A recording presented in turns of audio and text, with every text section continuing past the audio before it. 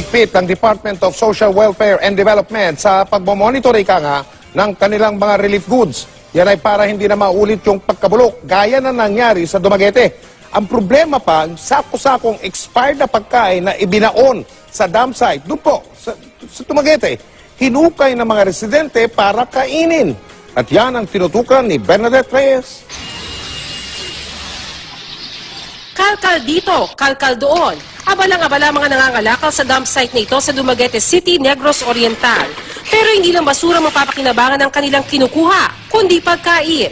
Sako-sakong dilata at noodles ang nakuha nila dito. Lahat expired. Bahagi ito na tinatayang humigit kumulang 170,000 pesos na halaga ng bigas, kape, noodles at delata na binaon ng DSWD Negros Island Region sa dump site matapos mapag-alaman na expired o bulok na ang mga ito noon pang Hunyo. Akong mga anak, wala na ko bakan Biyaya ito kung ituring ng mga tulad ni Aling Jocelyn na halos wala na raw makain sa araw-araw. Kahit daw expired, laman tiyan pa rin daw ito. Git ng DSWD Negros Island Region, sinunod daw nila ang proseso sa tamang disposal ng mga expired na relief goods. Kwento ng operator ng payloader na nagbaon nito, dito na ko ligsan tong mga... sa bahaging ito ng dump site niya hinulog sa hukay ang mga expired na relief goods. Paulit-ulit pa raw niya itong kinayod at ginulungan. Humingi na paumanhin si DSWD Secretary Judy Tagiwalo dahil nasayang ang mga relief goods. I apologize to the public kasi kahit na yung expiration, hindi sa panahon ko, ako ngayon yung kalihim, I'll take responsibility for whatever errors or mistakes the department does. Aaralin namin ngayon kung ano ang accountability ng mga staff namin. Siniguro ng kalihim na gagawin nila ang lahat para hindi na ito maulit. Mas paigtingin pa raw nila ang ginagawang buwan ng monitoring at inventory ng mga preposition goods. Ang mga produkto mapag-aalamang mag-expire na sa loob ng 3 buwan, ipamamahagi na sa pamamagitan ng mga feeding program. Pinaalalahanan din niya mga tao na huwag nang hukayin pa ang mga binaong expired na relief goods dahil delikadong makalason ito.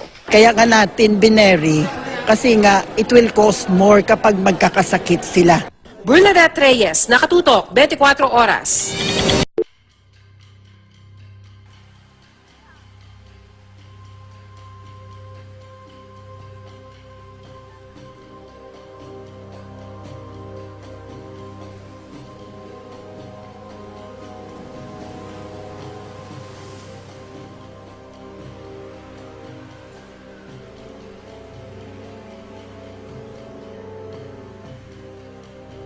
Delikado ito.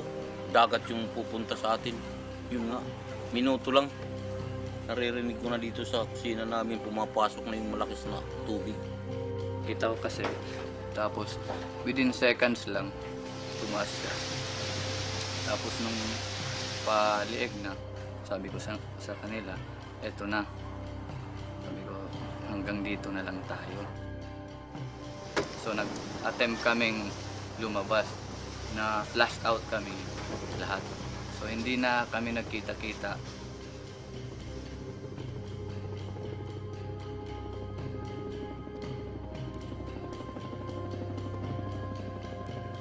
Pagdating ng 5:30, nakisigawan na yung mga tao, yung mga lalaki na naiwan sa kanilang mga bahay. Yun, sabi nila, ma'am, lumabas na kayo dyan kasi malaki na daw yung tubig. Hindi namin alam kasi nakasara lahat. Yung lahat. Nang buksan namin tong pinto, yun, wala. Rumagasol na talaga yung malaking tubig. Ang pagkasakit, baw. Tungkol ito mga trasis. Ano ba, walang pagkasaka. Ano ba, namamanaman mga truso. Kasi hindi libot ba. Ano ba, walang papakasaka. Kaya naroon natin sa rayo.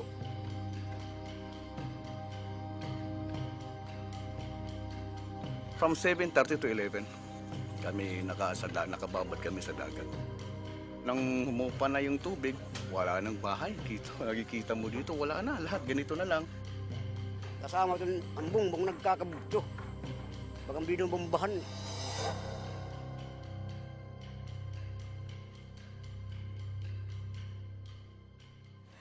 At 5 o'clock in the afternoon of November 7, on the eve of the disaster, the President of the Philippines sent to Tacloban 2 members of his cabinet and announced that Typhoon Yolanda would hit Tacloban sometime noon of November 8th between 12 and 2.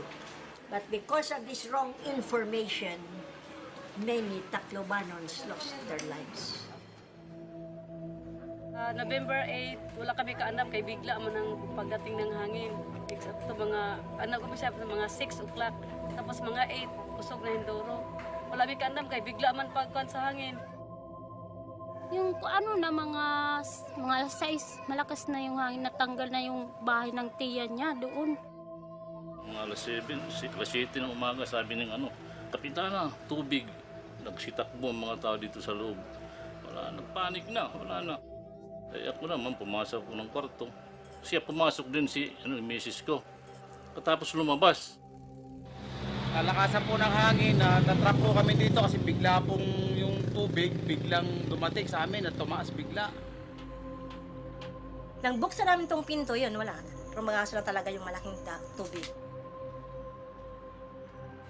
Dagan kami diri sa barangay hall, tapos abot na sa barangay hall, ang tubig, paspas nga nagtaas ba.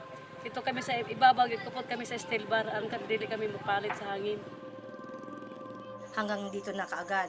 Nagsilitawan na yung bigas namin, yung upuan namin, yung mga cabinet namin na tumba na lahat. So wala na kami nagawa, kundi sabi ng asawa ko, punta tayo sa bubong. At natrap kami dito, mga kasama akong 3 baby, sa buntis, matatanda, bata. Bale, po kami dito, 10 kami sa loob, natrap. Kaya in-observe ko kung tatas pa po ang tubig, kaya sinira ko na yung kesame. Para second option, mapasok kami sa taas, sisirain ko na rin yung bubong. Para doon kami mag-stay sa taas. Kasi nasira na ito, wala na. Yung isa patay na dyan, nahulupan ng yung kesame. Biglang lumalim kagad dito. Inano ko yung mga anak ko. Tinanggal ko yung kisame kasi sisitanggalan naman yun sa lakas ng hangin. Pinunta ko doon sa loob. Nagkwento lang sa akin yung anak ko. Siyang iwan sa baba. Kasi malakas ng tubig, hindi na siya magano. Ayun, yung apo ko na pag ganun nahulog, hinabol niya. Nasa top na kami yung tubig hanggang bewang pa, magpas pa. Kasi yung nyug na yan, hindi yan nakita. Hindi mo makita yan, wala yan. Wala, hindi mo makita yung nyug yan. Yung makikita yung medyo mataas-taas lang, yung matayog-tayog na nyug. Yung lang makikita mo yung ulo, yung bunga na lang yung makikita mo. Umalo ng pangatlo. Patay, tinudol kami ng umano yung bumira sa amin, yung 3 puno ng nyug. Yung bumigay na yung bahay, yung foundation niya, so nadala na siya ng agos. Tapos napansin namin, parang yung namin, yung bahay, gumagano na, parang mabagsak na. Akala namin, tumataas lang talaga yung tubig. Hindi pala, yung bahay namin collapse na.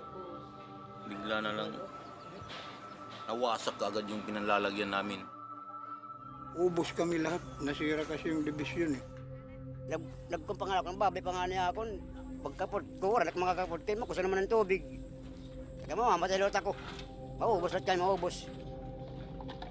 Naglanguyan na kami. Tapos yung hangin, sobrang lakas. Hindi mo matiis yung ulan na parang tumutusok sa balat mo. Parang kumahampas talaga sa samahan pa ng tubig, yung mga kahoy, gili parang yero. Inakyat ko na naman sila sa beam. Yung beam na pa, ganun doon. Doon sila nakatungtong na. Ayun, na lang kami, naghanap na lang kami ng mga bagay na pwede naming mahawakan. Tapos yun, naghiwa-hiwalay na kami, yung mga anak ko, naghiwa-hiwalay kami na, wala na.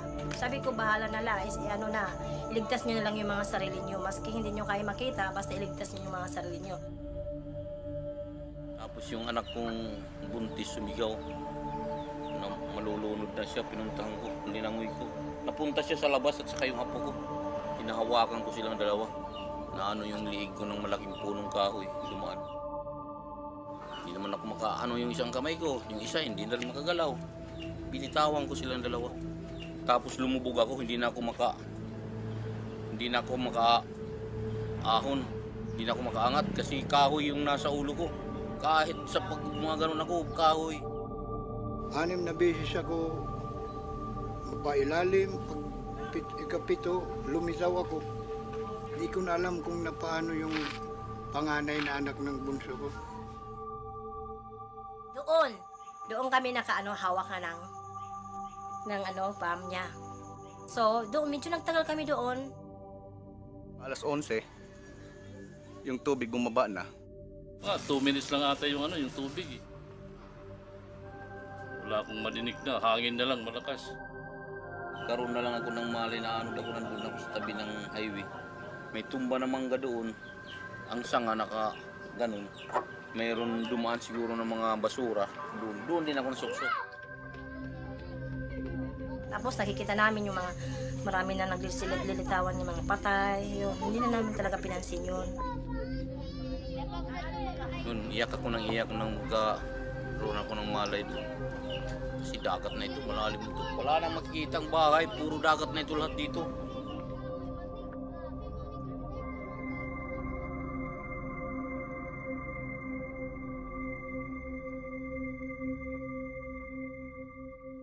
This is the first time that anyone in this city or in this region had ever heard of the term storm surge. Nang sabihin nila na may darating daw na bagyo, super typhoon daw, only to my mind, sabi ko, typhoon lang. Parang bagyo lang, parang ganun. Kung ano nung mga naunang bagyo, parang ganun lang din. Uulan, babaha, ganun lang. Kami dito lang kami. Kasi madalas na bagyo, hindi naman nangyayari doon ng palakas ng tubig, wala. Taga-Tacloban, hindi na makakaintindi. Kung baka yung iba, hindi nakapag-aral, hindi makakaintindi ng storm cell. Storm surge. Paragi kong naririnig yung storm surge. Hindi naman ko kakaintindi niyan. Storm surge na yan. We were not able to encounter such word storm surge. We encountered that after Super Typhoon Yolanda. Talagang hindi namin maintindihan yun eh. Pero kung sinabi nila yun na tidal wave o kaya tsunami, siguro alis kami. Lang, sa balita lang, mayroon storm surge. Nasa news naman siya. Actually, 2 weeks, 3 weeks before, may mga ganyan naman. But siguro, hindi lang siya naintindihan ng mga tao ano ba yung storm surge. Because that was the first time na talagang narinig ng karamihan. They were only just telling us that it's a super typhoon and everything, but they did not tell us that there was a storm surge along with it. And what is this storm surge?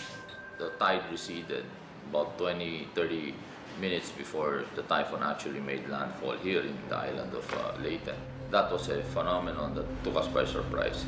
And that time that they were doing it, the height of the Pag-asa issue, it's not credible, it's not accurate, was on its height. So it affected us. It affected us with our thinking. This was a phenomenon altogether. Normally when you have storm surges, the tide does not recede. This is quite different. Since Yolanda tipped the scales, it was the most powerful typhoon that made landfall ever. Even though you say 5-meter storm surge or 7-meter storm surge, how far inland is it going to go? You see, so there are people staying 300-400 meters, almost half a kilometer away from the sea, and yet they were hit. They tried to say that a storm surge is a rising of water up to maybe 5-7 feet. But the water that hit our city went up to 17-20 feet. And that's no storm surge. That is a tidal wave. We also have to understand that the position and location of Tacloban City is quite different from all the other local government units because we're sort of a cul-de-sac. So we're like the end of the bay, and all this water and all this wind converges to Tacloban City. Because of the terrain and the location of Tacloban City, it actually enhanced the storm. So that's one thing we did not anticipate. There's no question that Haiyan was one of the largest disasters that we've responded to in recent years. I can think of other ones, the earthquake in Pakistan in 2008, the Asian tsunami, Indian Ocean tsunami in 2004, the Haiti earthquake. They were all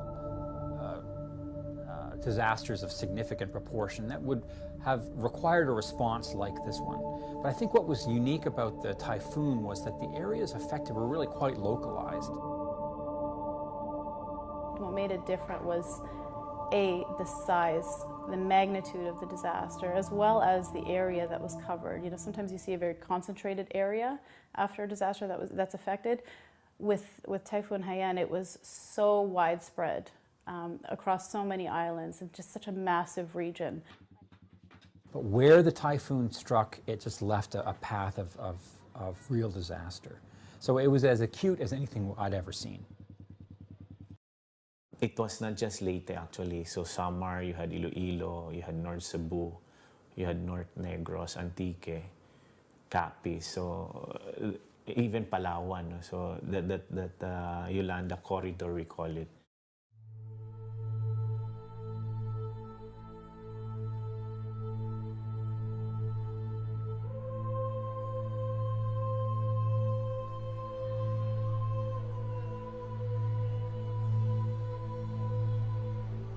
Frustrating is that the number of casualties that was not revealed.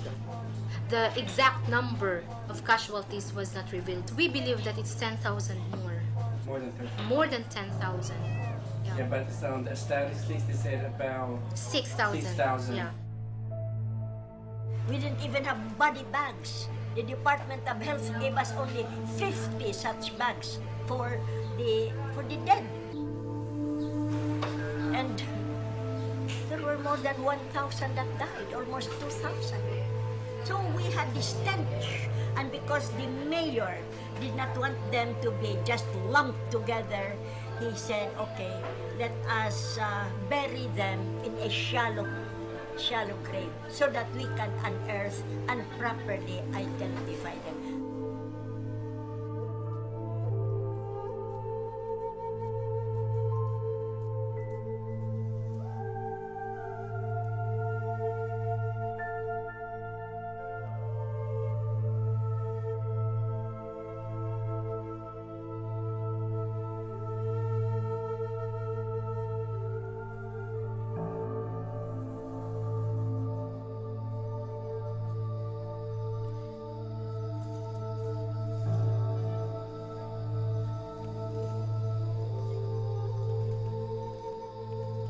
Damo kami dida.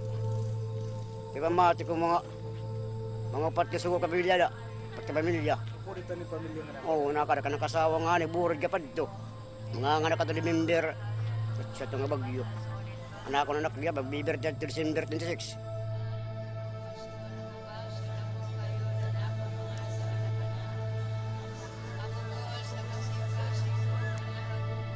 Tumulog agad yung luha ko. Pa ano-ano nang kami sa ilalim yung ano ko, sila isa. Wala na, hindi ko na nakita eh. Sigaw na lang ako ng sigaw. Isa, nasaan kayo? Pero si Mariel, yung bunso kong anak na babae, naririnig pa raw niya ako. Naririnig pa nila ako, ang nanay niya. Pero ako, ano na kami nang yun, wala ko nang makita. Yung ano ko na lang karga, yung panganay na anak ng bunso ko. Yung anak ko, hindi sumagot. Yung isang, yung katulong ko, yung lalaki, sabi niya, Manutix, yung manang Linda, nawala, pati si Uday, yun lang. Kita akong 3 years old. Oray ko ba makuan, oray ko ba ma-save kay hindi man ako makara maglangoy. Masakit man hadughan nga. Oray ako nahim.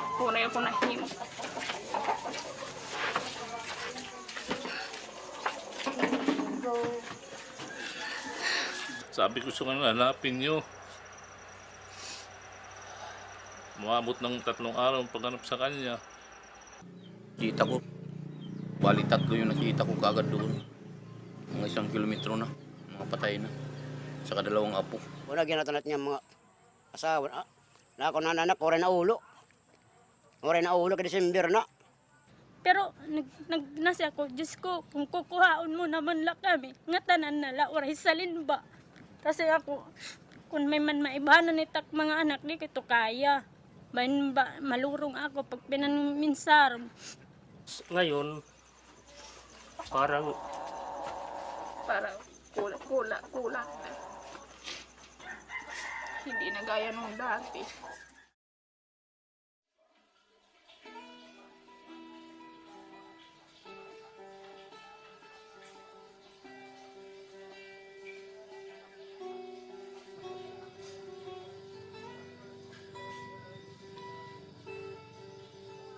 Casualty is 11, so yung natira kami na nasa loob ng bahay is 4. Bali, kasi yung namatay 15, yung natira na lang 3 kong apo. Saka yung anak ko at saka ako. Sa isang adopted ko, tira.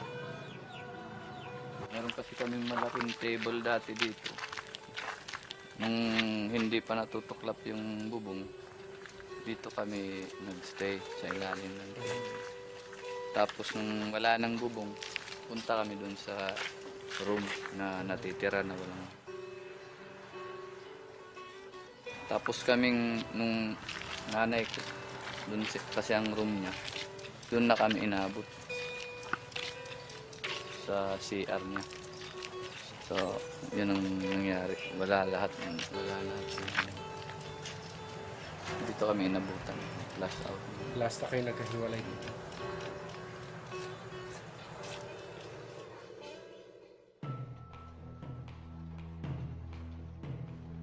Just the people that you don't forget, right? So there were just a lot of blank faces, just people walking around numb. It was heartbreaking. The scale of the destruction was unbelievable. Everywhere you looked, you saw building debris. There was no building left unscathed. Like a giant had walked through the land and had just crushed everything in his path. In terms of destruction, so many of the homes and the businesses were closed and destroyed, and people were just all over the streets. And so. One of the most heartbreaking things that we saw, and this affected me as a dad myself, was to see children on the side of the road holding signs as we were going farther and farther north, saying, "Help us, we need food, we need water." And just the desperation of the villagers. I just can't imagine what it would have been like to actually send your child out to the side of the road to see if people who were passing by on the highway, making our way around the destruction, would actually be able to stop and help. When people had lost their houses, although they were able to save their lives, they were hungry. They had no more food. After 3 days, mayroon kaming nakitang truck yan sa karsada doon sa tapat namin na nagde-distribute ng mga tubig, na may mga pail plastics na nakatupi pa, pero lalagyan nila ng tubig. Yun ang parang nakasurvive sa amin dahil masyadong kauhaw, masyadong magutom.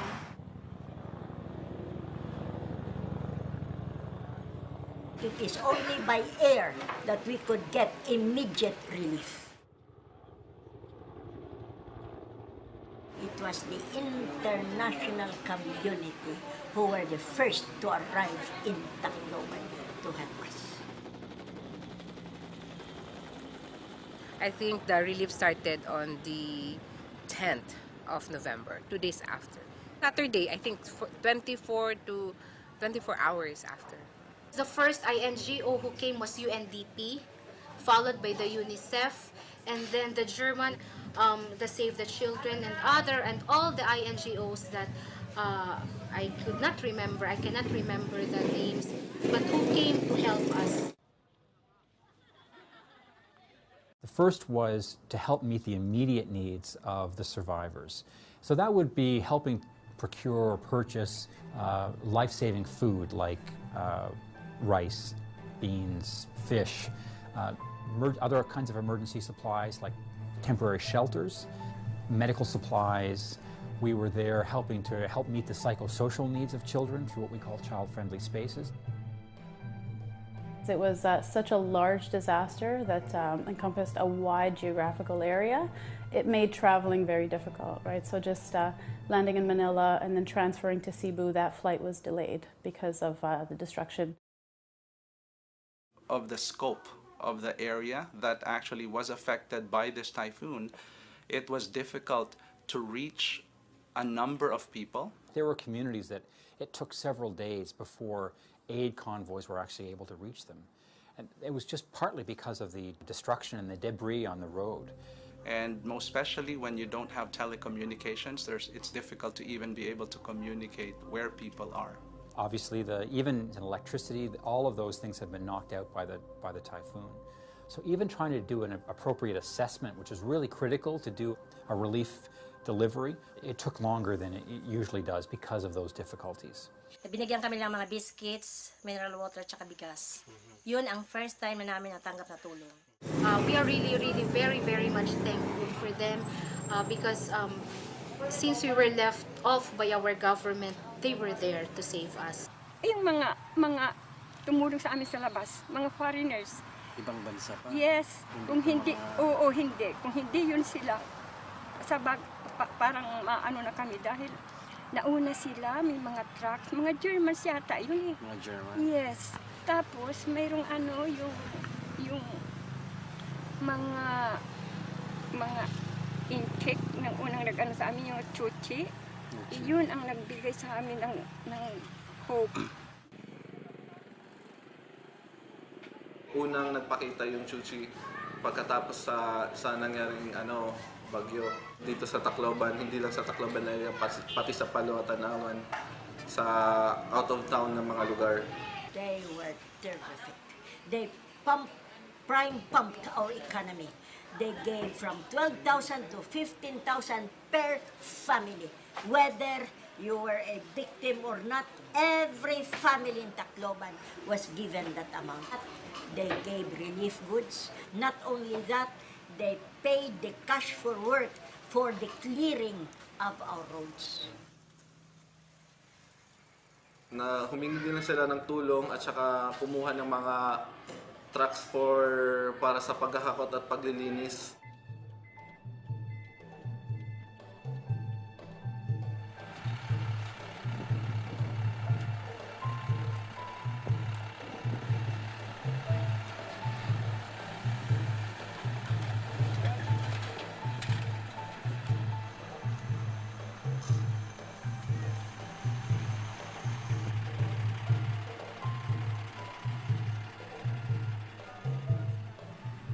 Laki ang aming utang na loob sa mga NGOs, napakabait nila. Nakaka-response sila ng mabilis. Mabilis ang response nila sa amin. Napakabilis. People were lining up, waiting for almost nothing because, they were just lining up wherever there was a line, thinking that there was something at the end of that. But, it was just total chaos. Considering na the area is parang talagang ground zero at that time, people look for food, for water, and then for their loved ones. Especially this area that that's where the water came in.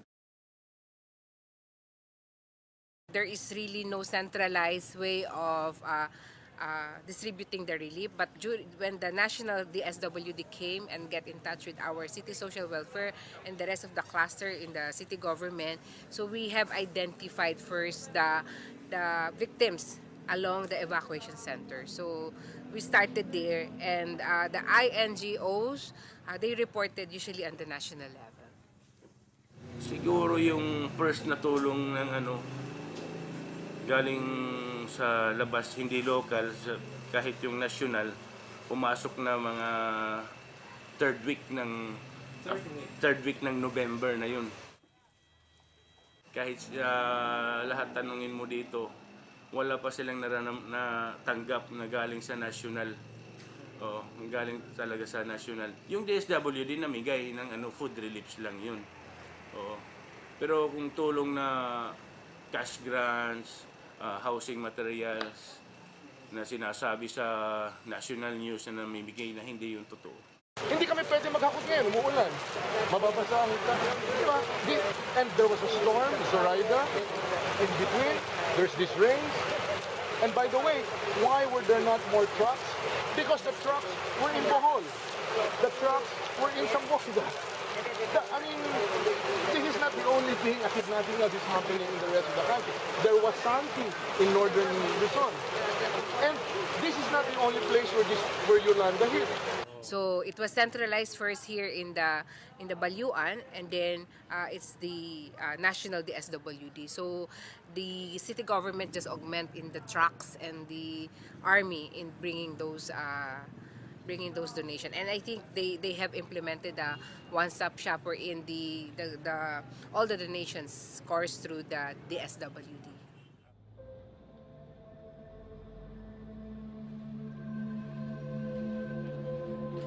Later, very much later on, the Department of Social Welfare and Development Office in Manila sent money for cash for work. That's it, trying to clear the surroundings.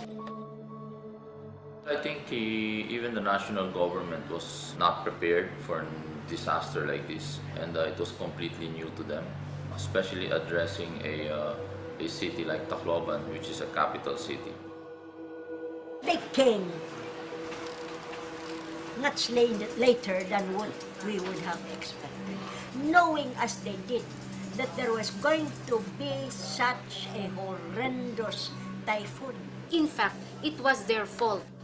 Soldiers should have been coming in a week before that typhoon, and then taking care of the people.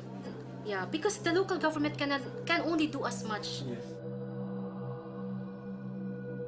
We were practically begging our fellow Taclobanons to come with us, ride in the vehicle sent by the mayor, bring them to the evacuation center. But most of the heads of families whom we talked to refused to leave their houses. Typhoon Yolanda, Typhoon Haiyan was already considered Category 5. The national government should have taken over. National government had the resources. They could have helped us until now. All I'm saying lang is, just put it in the context. Kulang bang pagkain? Yes. Pero, tingnan ninyo. I mean, are we sitting around, or are we, are the trucks working or the trucks parked? All the trucks are out. We're waiting for them to come back, we load. In the meantime, we're packing, family pack, so that when the trucks come, we load, it goes out.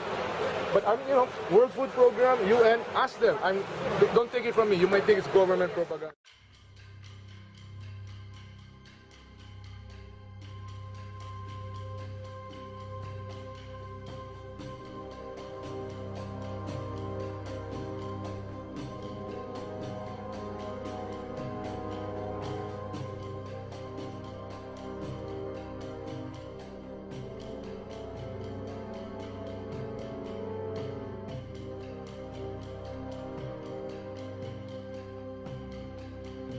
World Vision Canada, so our part of the World Vision Partnership, we raised about $8.5 million from Canadians, and then we received grants from the Canadian government as well. So the total amount that went to emergency relief was $14 million around.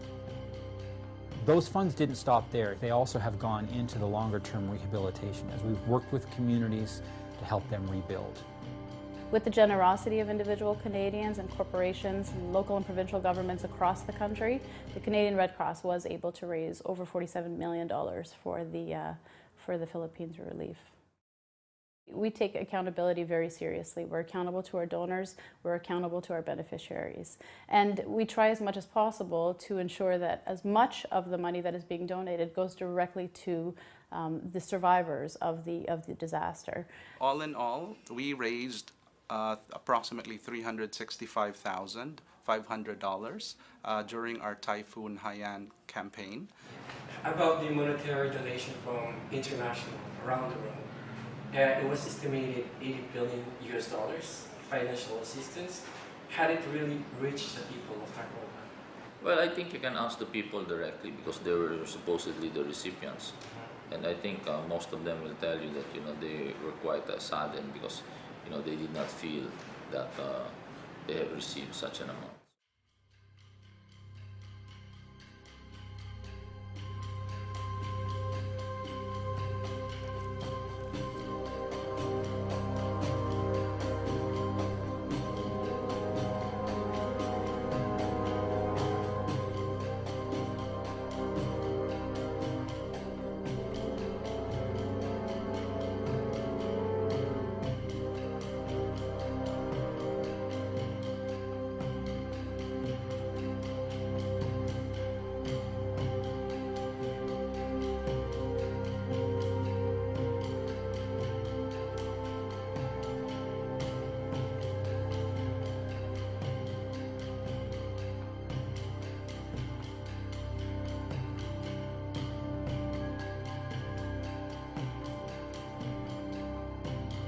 tent here in my barangay.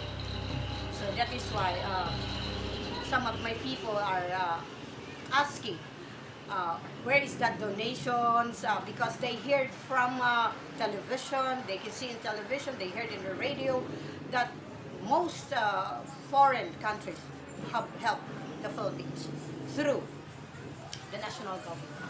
Yun nga rin bilang kapitan dito, bilang barangay captain, yun din ang mga tinatanong namin kahit yung mga ibang kapitan dito sa Tacloban. Ni isang bisis wala pa kaming naramdaman na tulong na malaking na naabot dito sa amin. Nasaan yan? Hindi mo masasabi na tumulong o hindi tumulong. Parang hindi mo rin maramdam Hindi mo maramdam na tinulungan ka I couldn't remember the country that came here, the representative from, I don't know what country is that, because they have donated $1 billion. So hindi naman tayo sigurado kung ano man ang nangyayari, pero yung sigurado kami na malaki ang naitulong ng ibang bansa dito sa Tacloban. Where is it now? I don't know. Where did you give? Is it in the national? Is it in the local? We saw lots of bananas, of fresh bananas, and then potatoes that were just rotting. While other people like us, we didn't have anything to eat. Access actually is talagang pahirapan. So, tapos ito pa yung bureaucracy, di ba? Kailangan may lista, kailangan nakarehistro, mga ganyan-ganyan. So, for those rotten, we haven't received any report on that. Okay? And as far as the donations, cash donations, we're very transparent. We have the treasurer, city treasurer office, who can give you the donations. But these are direct donations to the local government unit. Kaya pero sa tulong lang, tumutulong din ng gobyerno pero hindi direct to the point. Parang may paikot lang o parang dito sa DSW dadaan na. Kung ako yung tatanungin mo at that time, dapat dumiretso na. Kasi wala kang documentation sa'yo. We don't have that capacity. We don't have the resources anymore. It's very difficult also for the local government to monitor all of that. And many of the aid were handled by international communities and the international NGOs together with the United Nations and World Food Program. It was actually, of course, with the security, mas kailangan siyang dumaan. Later, probably because we really need some documentations. It was quite chaotic and they had some problems there, big problems there. And it was difficult for us to monitor. And yes, I heard also about those footages about dumping and all that. And because they are rotten or something. Yes, so they also had problems. And so it did occur. It did happen. Oh yeah, it did occur.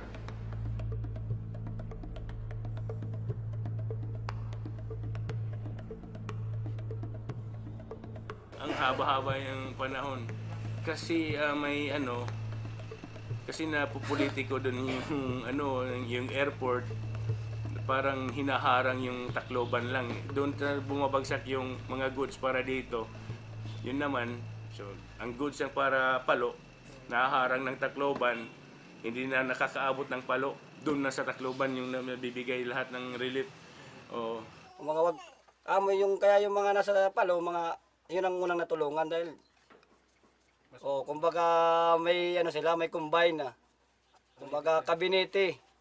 Nandun yung kabinete, kumbaga tutulungan talaga yan nila dyan. Pero ito kumbaga yung parang political labanan kaya hindi masyadong natulungan. Hindi ko ito personal na nakita at saka na pero lumabas ito sa mga balibalita, sa mga na tumulong, humingi daw ng tulong umiiyak pa si Mayor Romualdez sa Manila para dito.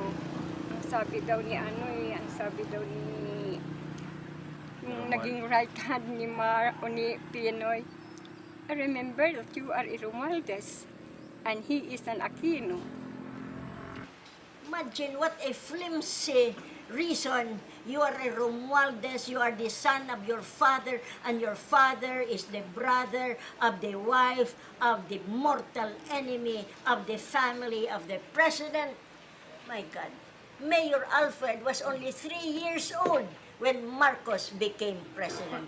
What has he to do with that kind of reasoning?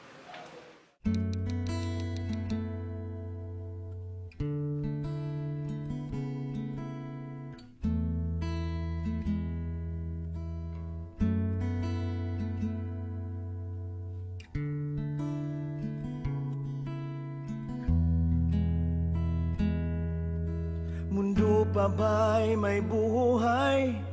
Para bang naglaho na ang mga kulay?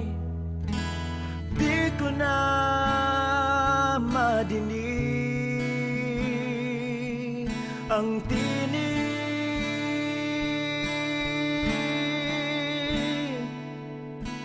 Para bang naglaho na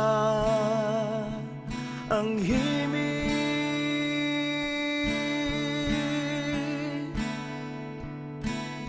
Ano kayang daratnan? Unti-unting naglalaho ang paroroonan. Di ko na makita ang daan.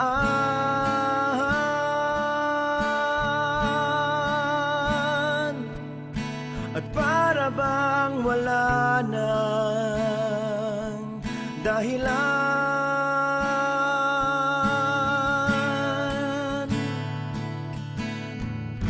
Na bang katapusan? Unti-unting nababaon sa kahirapan. Di ko na madama ang saya. Ambot nga ni, di pa kami maaram. Kay baga waray pa man kami baga kakanya kung ano inin baga saan pa kami kakukuha. Di gad kami nagmamadali. And amon na kung para namang sabtang kung saan kami kukuha ng dinhikuha. Waray pa ito. Kaya kinahanglan na ipapabuhi guyan baga pagkaharuhay sa pagkabutang ni kami tinamalay ni baga kami nagkuhan suka din nga pinaiwas kami din kasi mato kayo nagtindid to mag-uol na yung kabutangan yung baga. Dati sa Barangay 74 Lower Nulak-Tula, yung hindi pa nagbabagyo, doon kami nakatira. Pag bagyo na ano kami sa sa Litihay. Doon muna kami nagtira. Mga 4 months at 2 months. Tapos ang walang bahay yun napunta kami dito sa bunkhouse. Siyempre po mahirap. Mahirap naman po. Gusto na nga po namin na sana i-relocate na po kami.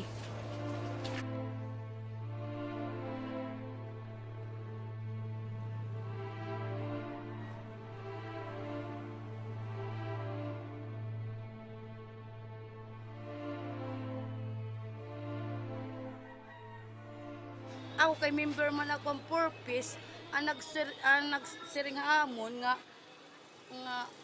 irurulikit daw kuno kami nga to may tagpuro ada kunyo kawayan sugad ba iton. Waray man confirm kun pera pa. Pero ano siring ni okay baga waray pa man kuno relocation sugad iton. Hindi ko po alam pero sana po meron pa po kasi siyempre nahihirapan din kami lalo na yung 2 kong anak malilit pa. Tapos pag malakas yung ulan, pumapasok na rin yung tubig. Pag mahangin tapos umuulan, malakas ang hangin, maano ang mga maingay. Maingay yung mga yero. Tapos yung mga pato pa. Pag natutulog kami dito, atras kami ng atras kasi sinusundan kami ng tolo. Ngayon, tag-init, hindi kami yan pumapasok lang kami pag nagbibihis, ganyan. Tapos pag may kinukuha na bagay dun sa loob, dito lang kami sa labas. Ang maubusan ng hininga sa loob pag matagal ka doon mag-standby. Nagkuka na lista la amo la pero hinsigon nga pag andam ka mo nga sugad hini igbabalhin na kami sugad to. Ito nga lista.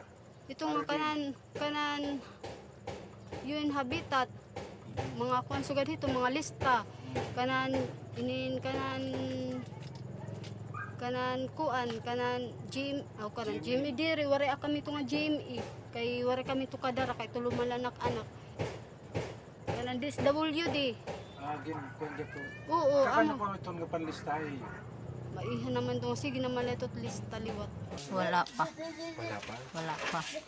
Wala pa? Kasi sabi-sabi lang mayroon pero wala naman. Waray partit gobyerno, waray man na buligit gobyerno hamon. Kahit mga tao din, waray man na buligit baga gobyerno gud amon din hit. Kami din 3 years daw kuno kay walay pa man dito mga balay. Kaya walang matitirihan kaya nagtayo ulit kahit konti lang, kahit maliit lang na bahay. Tapos yung bahay dito, yung kahit tubig nga binibili namin. Gripo binibili namin. Pagkain mahal.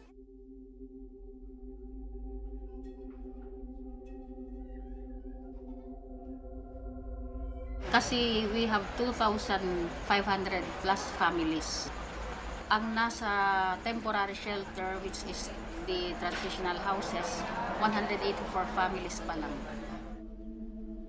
Yung iba nakapagpatayo na ng makeshift, barong-barong, oo. Yung iba nasa bunk houses. More than 400 families nasa bunk houses. Merong yung mga transitional houses, mga NGO din, yung sinasabing Operation Compassion at saka yung Operation Blessing, sila ang nag-provide ng mga bahay kubo sa North. Wala kami natatanggap na tulong from the national government. Yung natatandaan ko lang na tulong ng national government from BIFAR, yung mga plywood na binigay para sa mangingisda, paano nilang may tatayo ng plywood lang? So malaking porsyento pa ang kailangang trabahuin para mailipat ang buong barangay.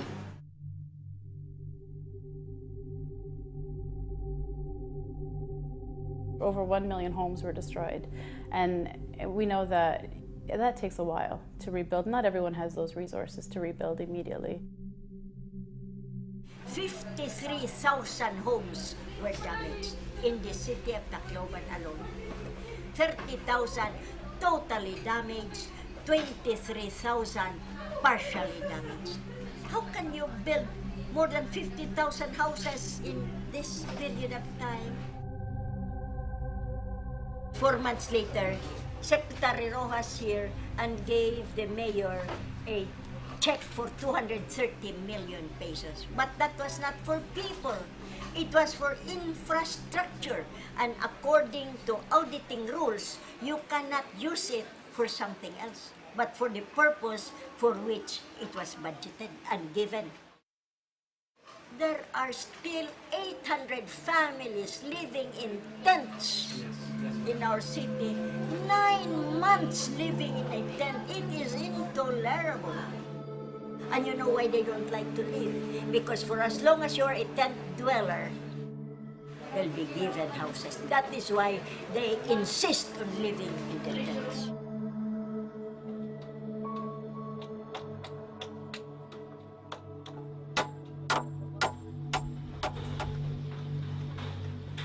It's my understanding that a lot of the poor people actually have their homes are in areas within the Philippines that are already unstable to begin with.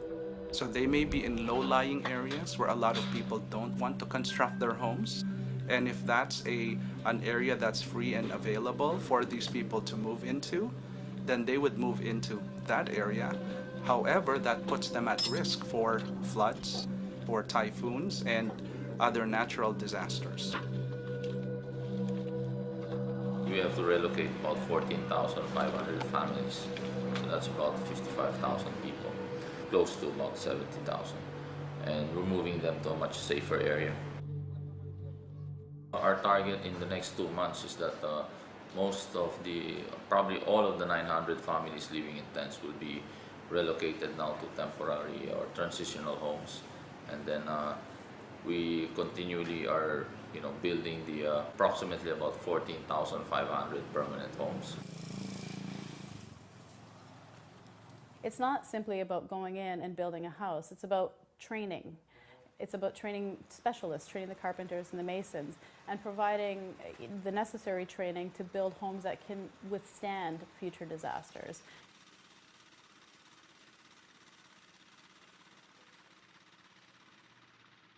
There will be massive construction all over Leyte, and not just Leyte, in all the other high-end affected areas. So there will be a big demand on carpenters, on painters, on plumbers, electricians, and masons. The project we got here is it's a 4-classroom building. We've been working on it for about a month. NMCB 1, Naval Mobile Construction Battalion 1, they were the ones who came out here first, and they originally started the project. They got everything laid out. We have here about 15 United States Navy Seabees, along with 15 Filipino Army, and 8 personnel from the Filipino Air Force, as well as about 8 civilian stucco plasterers.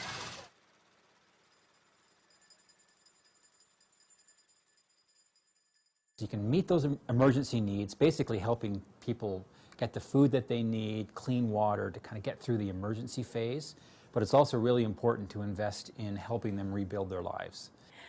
Livelihoods were lost, right? So people weren't going back to work. It's going to take a while to really get back into a regular routine. We need projects for livelihood, teaching them skills, and after completed the skills training program, capital in order to set up their own businesses.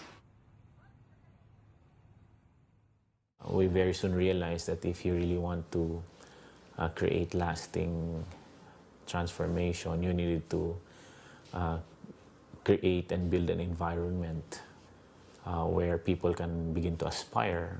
Because when you're poor, poverty robs you of that. 9 months na, mahirap naman talaga. Mag-asa lang tayo sa gobyerno na wala. Ay kay, mo pega din eh, kung may pakabuhi. So dito, riba, kay wala man ito pakabuhi. Yung pagkakarpenter niya, hindi pa na kasi pagkakarpenter niya, minsan lang kung may nagpapatrabaho. O wala, tambay. Yung iba dito na anuhan ng livelihood, pero kami wala. Yung mga mangingisda daw, yung titinda ng isda, yung mga fish vendor. Wala, maihan naman itong livelihood nga maging pinamulat o pamang kami itong makakuha ng livelihood. Nasa rin daw po mga mangungot parang gamit. Yung hihintay lang naman namin na kung magbibigay naman sila ng pera, sana magbigay na. Kasi yung financial namin mahirap. Mahirap talaga kasi yung hanap buhay dito. Pag wala kang lupa, hindi ka makakagtanim. Paano ka makakahanap buhay pag wala kang pera? Yung tulong ba, yung kahit konting puhunan lang, yung hindi kami mangungutang, yun ang gusto namin. Kasi mahirap talaga, mahirap mag-umpisa. Lalo na ako 5 anak ko. Sana naman kung magbibigay sila ng mga livelihood, sana naman talaga yung naapektuhan sa Yolanda, yung nagka-wash out talaga.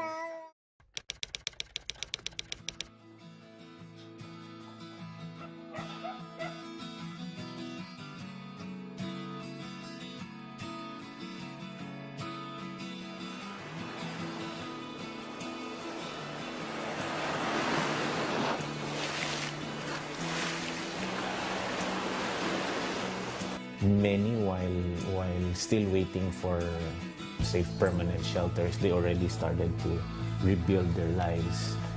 For families who actually lost loved ones, it is still a painful reminder. I visited Tanawan last November 8. Some people called it first-year anniversary, first-year celebration, but it was really a day of remembrance, of those who of those who perished, and they built a memorial, a wall, where they actually listed 1,300 because in that place 1,300 perished. So they had all the names there. And then you go through the list, you will see repetition of almost the same family names, at least 2 or 3, some even as high as 12. It was almost like the whole clan was lost. I cannot even begin to imagine the pain that those who survived went through.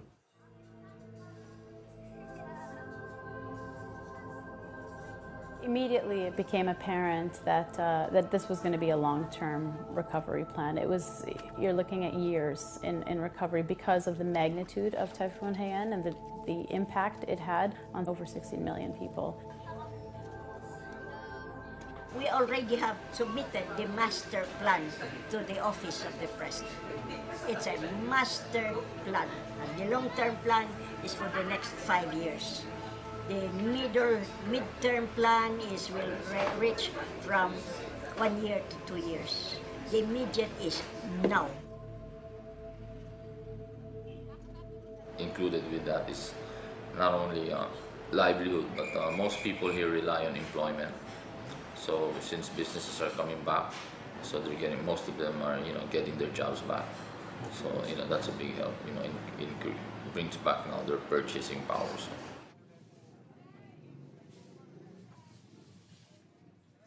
The Philippines is top 3 most vulnerable, hazardous place because we face the Pacific. So we are in the top 3 with Japan and the other island countries. So whether we like it or not, this thing will happen again.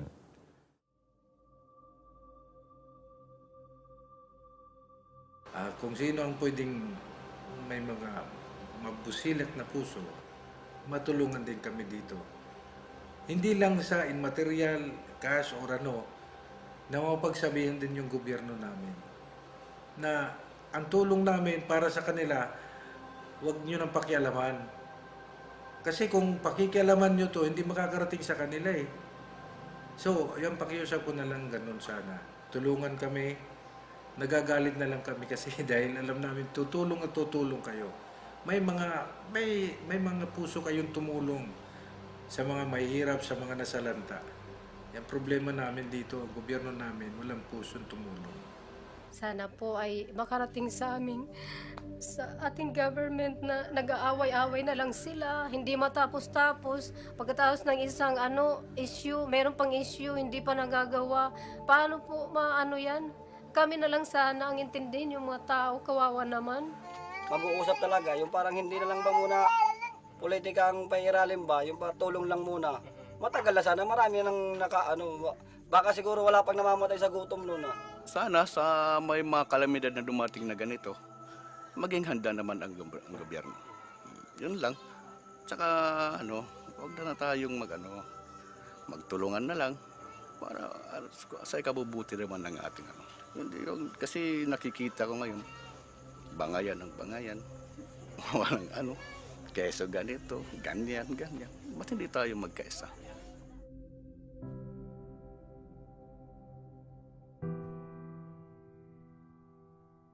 Well, I don't know if there will ever come a time in the future when the nation will ever forget Yolanda. It was one of those moments where it brought the whole country to its core. They call it resilience, but I call it faith. And because of faith, they were able to stand up and move on.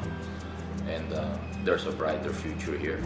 And taking negative things, converting them to positive, and really preparing the next generation now to climate adaptation. I'm confident that we'll continue to be able to rebuild, and it's a privilege to be part of the partnership in rebuilding that's already underway. I think there's great things in store for those communities that were affected. They will build back better. It's one of those really rare moments when an event brings a nation together to see his countrymen as family, as friend. I was always amazed by how close-knit the Filipino community was. They took great strength in each other, in their community.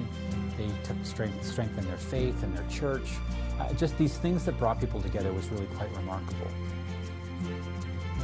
And it's a beautiful thing to experience. And the people in the Philippines and the survivors, they had so much strength and so much hope, and you only wish that you would have the same if it were to happen to you.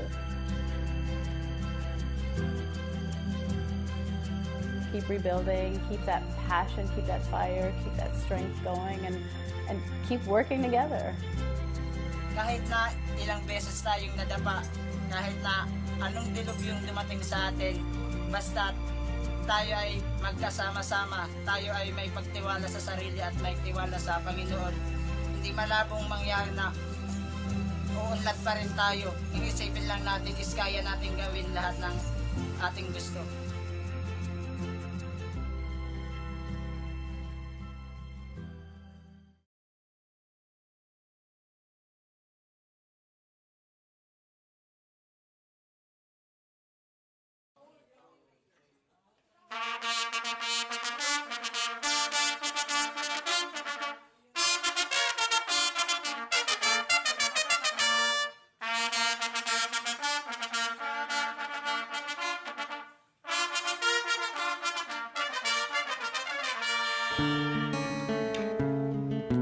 Bangon, Tacloban, huwag kang papatalo.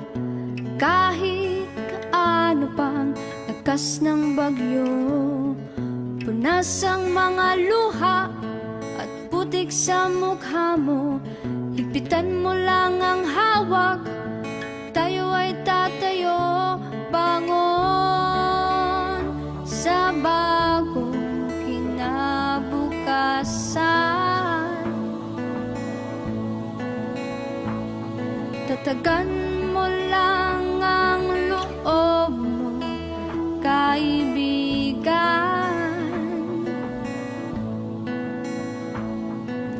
Tayo ay babangon sa takbo ng panahon. Bangon, aking Tacloban.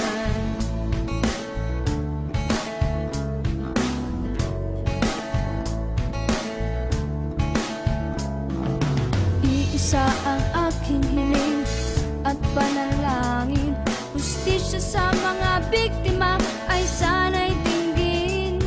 Habang tayo'y nagkakaisa sa puso't damdamin, hindi tayo matitibag kahit anong hangin. Bangon sa bagong kinabukasan. Tatagan mo lang ang loob mo, kaibigan. Tayo ay babangon sa takbo ng panahon. Bangon, aking Tacloban. Ng farm niya. So, doon, medyo nagtagal kami doon. Alas 11, yung tubig bumaba na. 2 minutes lang ata yung yung tubig eh. Wala akong marinig na, hangin na lang malakas. Karoon na lang ako ng malay na ako nandun ako sa tabi ng highway. May tumba na mangga doon. Ang sanga naka ganun. Mayroon dumaan siguro ng mga basura. Doon din ako nasuksok. Tapos nakikita namin yung mga marami na naglilitawan yung mga patay. Yun, hindi na namin talaga pinansin yun. Yun, iyak ako ng iyak nang magkaroon ako ng malay doon. Kasi dagat na ito, malalim ito. Wala nang makikitang bahay, puro dagat na ito lahat dito.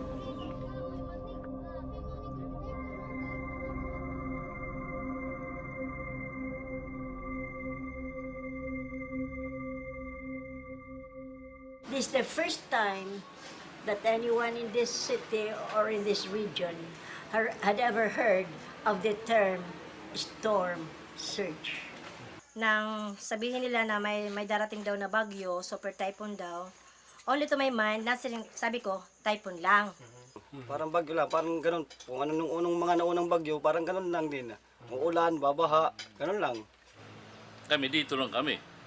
Kasi madalas na bagyo, hindi naman nangyayari doon ng palakas ng tubig, wala.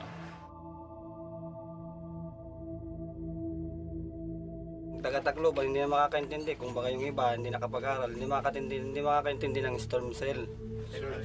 Storm surge. Paragi kong naririnig yung storm surge. Hindi naman ko kakaintindi niyan. Storm surge na yan. We were not able to encounter such word storm surge. We encountered that after Super Typhoon Yolanda. Talagang hindi namin maintindihan yun eh. Pero kung sinabi nila yun na tidal wave o kaya tsunami, siguro alis kami. Ano lang, sa balita lang, mayroon storm surge. Nasa news naman siya. Actually, 2 weeks, 3 weeks before, may mga ganyan naman. But siguro, hindi lang siya naintindihan ng mga tao ano ba yung storm surge. Because that was the first time na talagang narinig ng karamihan. They were only just telling us that it's a super typhoon and everything, but they did not tell. Kasi yung nyug na yan, hindi yan nakita. Hindi mo makita yan, wala yan. Wala, hindi mo makita yung nyug yan. Yung makikita yung medyo mataas-taas lang, yung matayog-tayog na nyug. Yung lang makikita mo yung ulo, yung bunga na lang yung makikita mo. Umalo ng pangatlo. Patay, tinudol kami ng umano yung bumira sa amin, yung 3 puno ng nyug. Yung bumigay na yung bahay, yung foundation niya, so nadala na siya ng agos. Tapos napansin namin, parang yung namin, yung bahay, gumagano na, parang bumabagsak na. Akala namin, tumataas lang talaga yung tubig. Hindi pala, yung bahay namin collapse na. Bigla na lang, nawasak agad yung pinalalagyan namin. Ubos kami lahat, nasira kasi yung division eh. Nagkumpangalak ng babay, pangani ako. Pagkapot, kuwara, mga kapot, kayo mo, kusa naman ng tubig.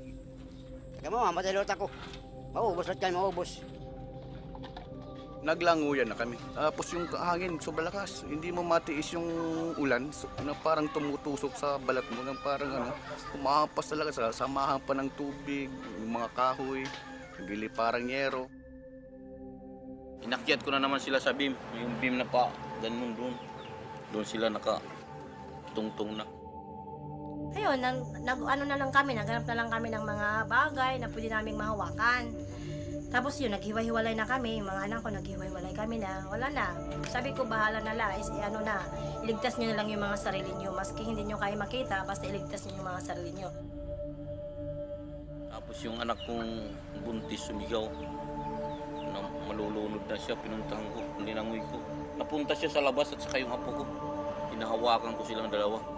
Na yung liig ko ng malaking punong kahoy, dumaan. Hindi naman ako yung isang kamay ko, yung isa hindi na rin makagalaw. Binitawan ko silang dalawa. Tapos lumubog ako, hindi na ako makaahon. Hindi na ako makaangat kasi kahoy yung nasa ulo ko. Kahit sa mga ganun ako, kahoy. 6 na beses ako mapailalim, ikapito, lumitaw ako. Hindi ko na alam kung paano yung panganay na anak ng bunso ko. Doon kami hawak na ng Higpit ng Department of Social Welfare and Development sa pagmomonitor ng kanilang mga relief goods. Yan ay para hindi na maulit yung pagkabulok gaya na nangyari sa Dumaguete. Ang problema pa, sako-sakong expired na pagkain na ibinaon sa dam site. Doon po, sa Dumaguete, hinukay ng mga residente para kainin. At yan ang tinutukan ni Bernadette Reyes. Kalkal dito, kalkal doon.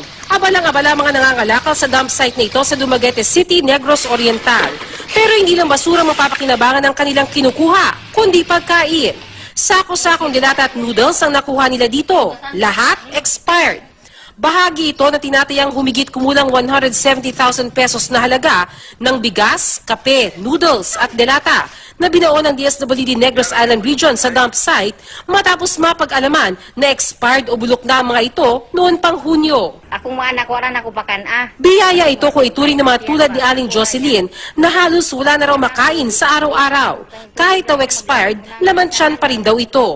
Git ng DSWD Negros Island Region, sinunod daw nila ang proseso sa tamang disposal ng mga expired na relief goods. Kwento ng operator ng payloader na nagbaon nito, dito na ko ligsan tong mga sa bahaging ito ng dump site niya hinulog sa hukay ang mga expired na relief goods. Paulit-ulit pa raw niya itong kinayod at ginulungan.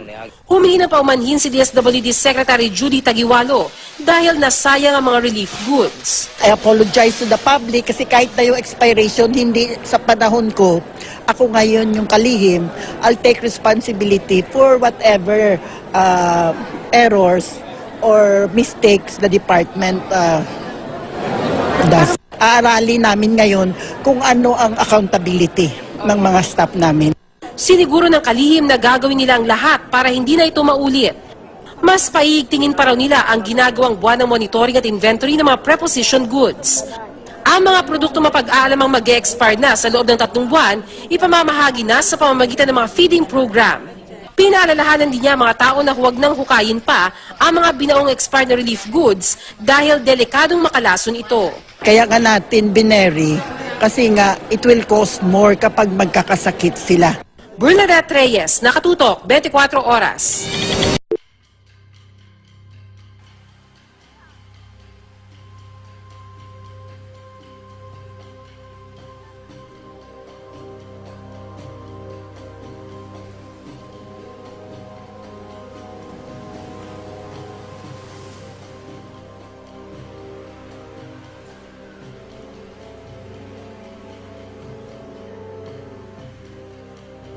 Delikado ito.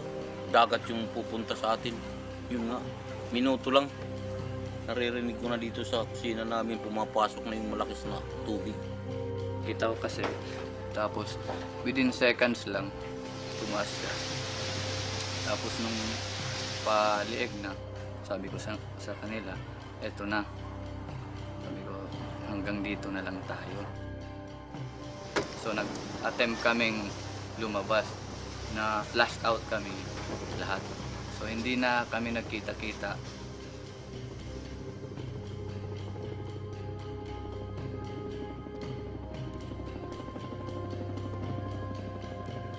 Pagdating ng 5:30, nakisigawan na yung mga tao, yung mga lalaki na naiwan sa kanilang mga bahay.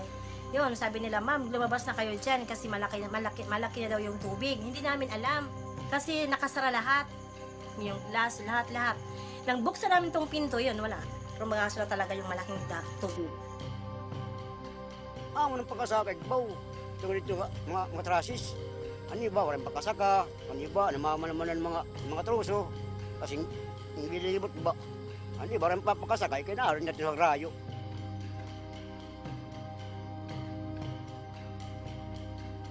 From 7:30 to 11. Kami nakababad kami sa dagat. Nang humupa na yung tubig, wala nang bahay dito. Nakikita mo dito, wala na. Lahat ganito na lang. Kasama doon ang bumbong nagkakabugto. Bagang binubombahan.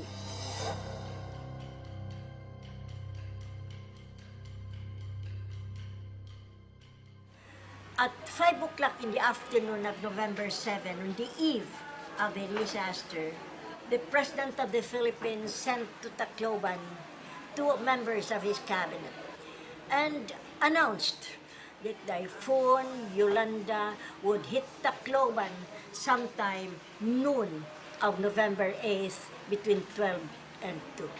But because of this wrong information, many Taclobanons lost their lives. November 8, wala kami kaanam kay bigla man ang pagdating ng hangin. Except to mga anak ko siya mga 6 o'clock tapos mga 8 usog na hindoro. Wala kami kaanam kay bigla man pagkuan sa hangin.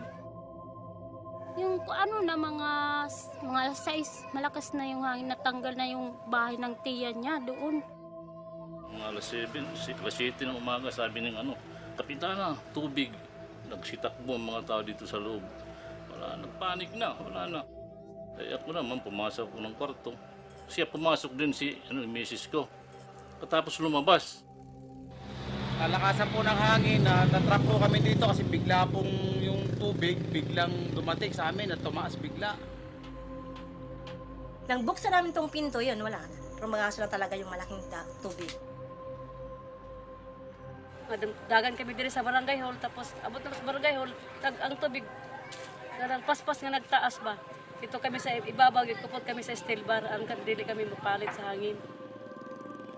Hanggang dito na kaagad. Nagsilitawan na yung bigas namin, yung upuan namin, yung mga cabinet namin na tumba na lahat. So wala na kami nagawa, kundi sabi ng asawa ko, punta tayo sa bubong. At natrap kami dito, may mga kasama akong 3 baby, sa buntis, matatanda, bata. Bali, ano po kami dito, 10 kami sa loob, natrap. Kaya in-observe ko kung tatas pa po ang tubig, kaya sinira ko na yung kesame. Para second option, mapasok kami sa taas, sisirain ko na rin yung bubong. Para doon kami mag-stay sa taas. Kasi nasira na ito, wala na. Yung isa patay na dyan, nahulugan ng yung kisame. Biglang lumalim kagad dito. Inano ko yung mga anak ko. Tinanggal ko yung kisame kasi sisitanggalan naman yun sa lakas ng hangin. Pinunta ko doon sa loob. Nagkwento lang sa akin yung anak ko. Siyang na iwan sa baba. Kasi malakas ng tubig, hindi na siya magano. Ayun, yung apo ko na pag ganun nahulog, kinabol niya. Nasa top na kami yung tubig hanggang bewang pa magpaspas.